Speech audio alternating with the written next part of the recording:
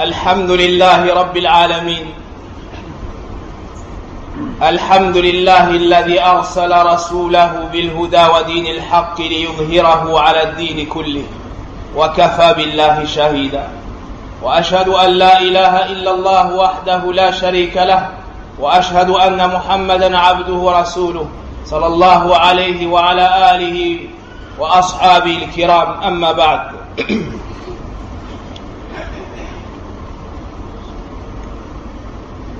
Le grand savant Ibn al-Qayyim rahimahullah ta'ala nous dit dans un de ses livres, Zadul Ma'ad, et à partir de là, nous nous rendons compte de l'importance qu'a la connaissance du prophète sallallahu alayhi wa sallam. C'est un besoin indispensable que de connaître le messager d'Allah, de croire en lui, de lui obéir. Et il n'y a pas de chemin qui mène au bonheur, à la réussite et au succès, si ce n'est en empruntant le chemin des messagers, si ce n'est en empruntant le chemin des messagers. Et il nous dit le besoin que nous avons devant la connaissance du messager est encore plus grand que le besoin qu'a l'œil de sa lumière, ou le corps de son âme. Ne voyez-vous pas si on sortait le poisson de l'eau, dans quel état il se retrouverait?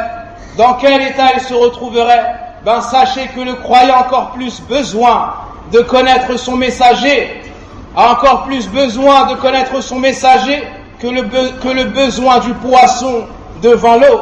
Et la dangerosité d'ignorer, de s'éloigner de la voie et de la connaissance du messager est pire encore que la dangerosité de sortir le poisson de l'eau. Et si tout le bonheur est rattaché à la connaissance du prophète, si tout le bonheur est rattaché à la connaissance du messager, à sa voix, alors il nous est obligatoire que d'étudier, que de connaître le prophète sallallahu alayhi wa sallam et la partie suffisante de sa biographie afin de sortir du nombre des ignorants à son sujet. Je dis donc, qui est notre prophète? Il s'appelle Mohammed, c'est le fils de Abdullah, petit-fils de Abdul Muttalib, Al-Hashimi, Al-Qurashi. Il fait partie de la tribu de Banu Hashim de Quraysh. C'est l'homme ayant la lignée la plus noble. C'était un arabe, le plus noble d'entre eux, le plus noble des hommes. Sa lignée remonte à Adnan, puis jusqu'à Ismaïl, le fils d'Ibrahim alayhima ala nabiyina salatu wassalam. C'est donc l'homme le plus noble, et tout comme c'est le plus noble dans sa lignée, c'est également le plus noble en matière d'adoration chez Allah Azza wa Jal. Inna akramakum indallahi atqakum. Et sachez que le plus noble d'entre vous chez Allah est le plus pieux. C'est également quant à sa mère, elle s'appelle Halima bintu, ou plutôt quant à Naam, il est né également avant cela, il est né orphelin. Allah Azza wa Jal nous dit dans le Coran, selon la traduction des sens de ce verset, ne t'avons-nous pas trouvé orphelin et nous t'avons accueilli. Quant à sa mère, elle s'appelle Amina, c'est la fille de Wahb. Le prophète sallallahu alayhi wa sallam est donc né orphelin car son père Abdullah est décédé lors d'un voyage à Médine alors qu'il avait 25 ans. Quant au prophète sallallahu alayhi wa sallam, il était encore dans le ventre de sa mère. Puis il est né à la Mecque. Il est né à la Mecque orphelin. Il est né dans le mois de Rabi' al-Awwal, le mois dans lequel nous sommes actuellement. Il est né l'année de l'éléphant et c'était un lundi, sallallahu alayhi wa sallam. C'est donc son grand-père qui l'a pris en charge. Il est resté quelque temps auprès de sa mère, puis il a été allaité par la servante de Abu Lahab qui se nomme Thuwayba, puis une femme qui s'appelle Halima bintu Abi Du'ayb al-Sa'diyya l'a pris et l'a emmené dans sa région pour l'allaiter, et cela durant 4 années. Puis au bout de 4 ans, l'a ramené à la Mecque suite à un grand événement, qui est que le prophète alayhi salatu wassalam a été saisi par l'ange Jibril alayhi salam, qui l'a allongé, lui a ouvert la poitrine, lui a sorti le cœur, a ouvert son cœur, l'a lavé. Il a lavé son cœur et a enlevé 2 adhérences noires. C'était la partie du diable le concernant. Puis il a replacé son cœur à l'intérieur de sa poitrine et a refermé cela. Par la suite, Halima a eu peur et l'a amené à Mecca auprès de sa mère, auprès de sa mère Amina. Mais 2 années plus tard, sa mère décéda. Et 2 années encore plus tard, son grand-père décéda. Le prophète alayhi salatu wassalam a donc perdu sa mère à 6 ans. Et il a perdu son grand-père à 8 ans. C'est donc Abu Talib, son oncle paternel, qui l'a recueilli. Il s'est occupé de lui, l'a préservé, l'a préféré à ses propres enfants. Lorsqu'il eut atteint 25 ans, il épousa Khadija bint Khuwaylid, la meilleure des femmes de Quraysh, la plus pieuse, la plus sage, la vertueuse des femmes de Quraysh. Et d'elle, il a eu l'ensemble de ses enfants, excepté Ibrahim. Il avait 7 enfants, sallallahu alayhi wa sallam, 3 garçons et 4 filles. Il a eu Al-Qasim, qui est son fils aîné, d'où sa kunya Abul Qasim. Il a eu Zaynab, il a eu Fatima, il a eu Kulthum, il a eu avant ça Ruqayya, et il a eu Fatima et Kulthum. Quant à ses garçons, il a eu Abdullah, qui est né dans l'islam. On le surnomme également Tayyib al-Tahir. Et il a eu également Ibrahim. Tous ses enfants sont décédés, 2 sont vivants, excepté Fatima, qui décéda 6 mois après le décès du prophète sallallahu alayhi wa sallam. 10 ans plus tard, à ses 35 ans, il a participé à la reconstruction de la Kaaba avec son peuple, le peuple de Quraysh. Et lorsque son peuple a failli en venir aux mains, il a réconcilié entre eux et a replacé la pierre d'oie après les avoir réconciliés. Sallallahu alayhi wa sallam. Proche de ses 40 ans, la retraite spirituelle lui a été faite aimer. Il se retirait donc régulièrement dans la grotte qu'on appelle Hira. Puis l'ange Jibril lui est venu à ses 40 ans et lui a transmis la parole de son Seigneur, la révélation Al-Qur'an al-Karim, avec les premiers versets Iqra bismi rabbika alladhi khalaq jusqu'au 5e verset. Puis il lui a été révélé Ya ayyuhal muddathir. Ainsi il est devenu le messager d'Allah. Allah l'a choisi, l'a élu. C'est le meilleur de l'humanité, le meilleur de la création, le meilleur des prophètes et des messagers. Malgré cela, peu parmi les gens ont cru en lui. Khadija a cru immédiatement en lui, puis Abu Bakr, Zayd, Bilal, Abdullah ibn Mas'ud et d'autres radiallahu anhum, ils ont cru en lui, ils l'ont secouru, mais beaucoup parmi eux l'ont combattu, parmi même les membres de sa famille comme Abu Lahab et Abu Jahl, ils l'ont combattu. Plus tard, lorsqu'il eut atteint 50 ans, son épouse Khadija décéda, et 1 et 2 mois avant Abu Talib, il s'est donc retrouvé dans une situation très malheureuse. Il a perdu son épouse qui le secourait, et il a perdu son oncle qui le protégeait par la grâce d'Allah Azza wa Jal. Alors la nuisance de Quraysh s'est fait plus sévère et difficile sur lui. Allah Azza wa Jal lui fit faire le voyage nocturne et l'ascension, et au-dessus du 7e ciel il lui ordonna la prière. Puis il fit l'hégire de Mecca à Médine, et là-bas il fut accueilli par les Ansar. Il a construit la mosquée de Quba, puis la mosquée du prophète sallallahu alayhi wa sallam, et 2 ans plus tard le jeûne du mois de Ramadan lui fut rendu obligatoire. Avant cela la zakat, puis le jeûne du mois de Ramadan, puis le jeûne du mois de Ramadan. Il y a eu ensuite la grande bataille de Badr, durant laquelle Allah a élevé les croyants et a repoussé Quraysh. Puis il y a eu la bataille de Uhud, puis de Al-Ahzab, et les batailles se sont succédées jusqu'à la réconciliation de l'Hudaybiyah, ou bien le pacte et le traité de l'Hudaybiyah. L'année qui a suivi cela, il a accompli la Umrah avec ses compagnons.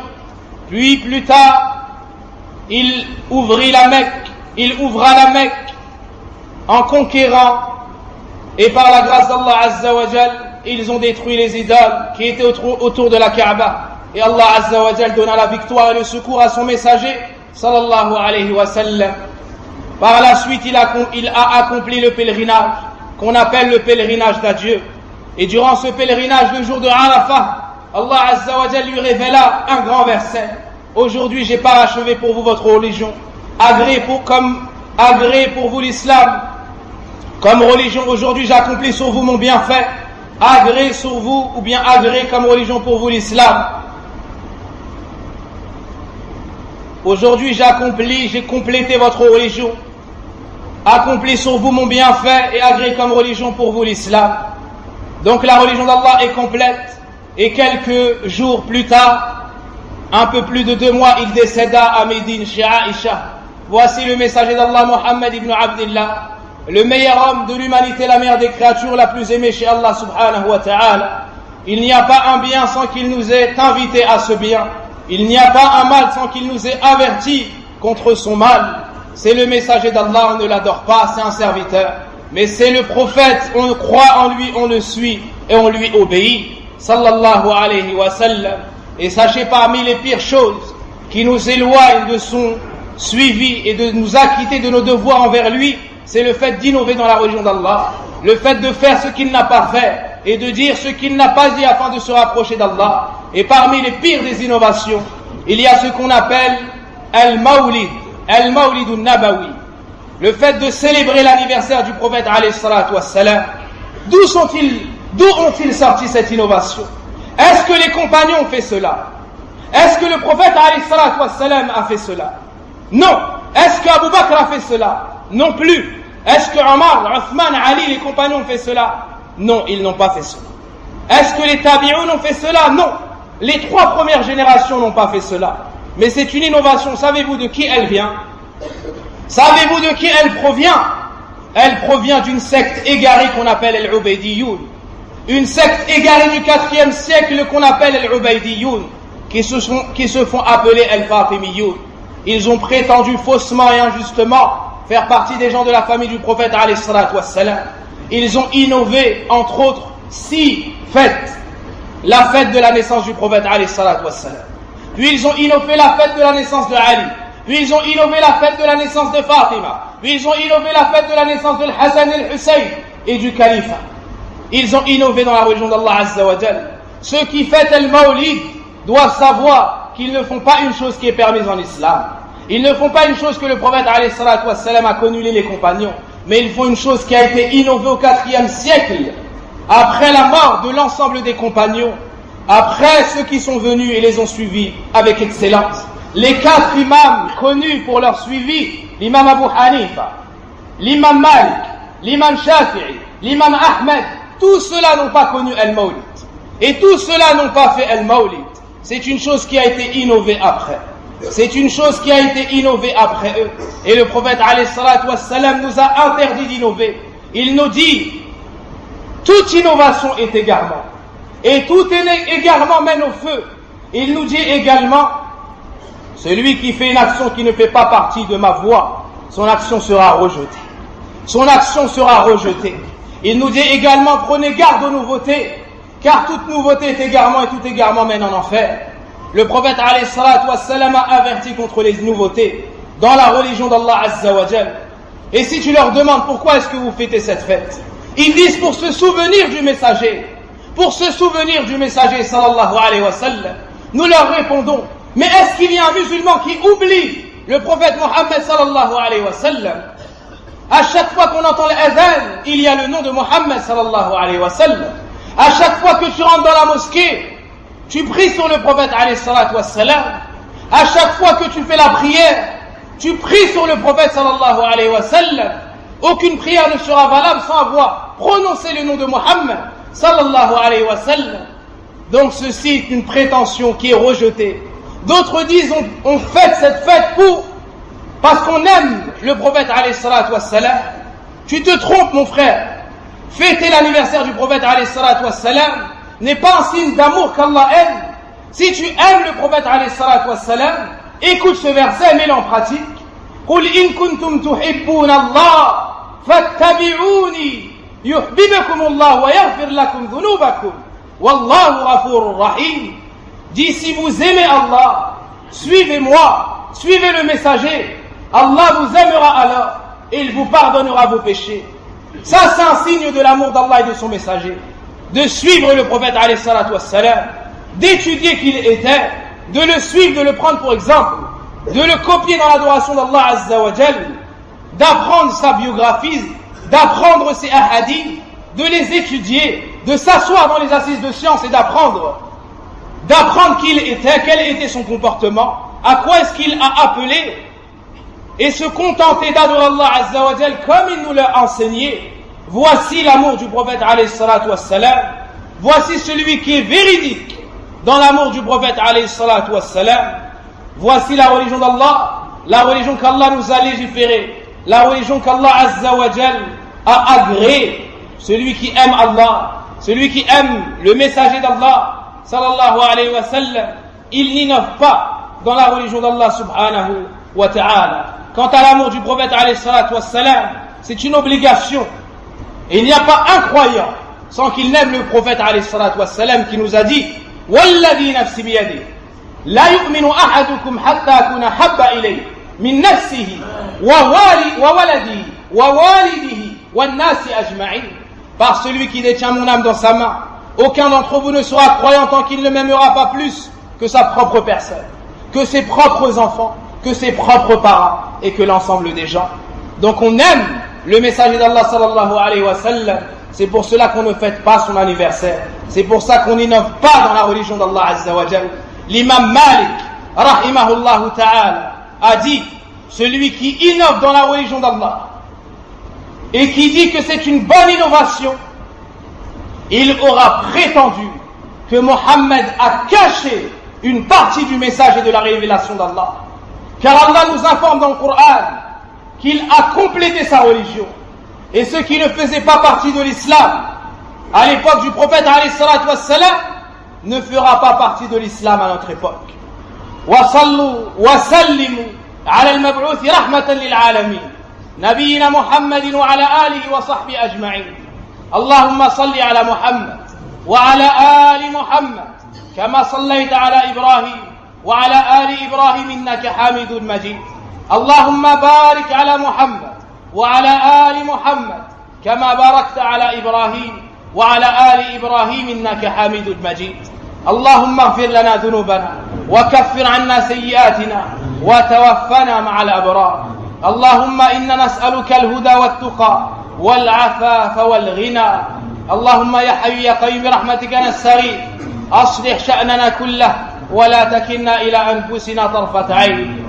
وسبحانك اللهم وبحمدك أشهد أن لا إله إلا أنت أستغفرك وأتوب إليك والحمد لله.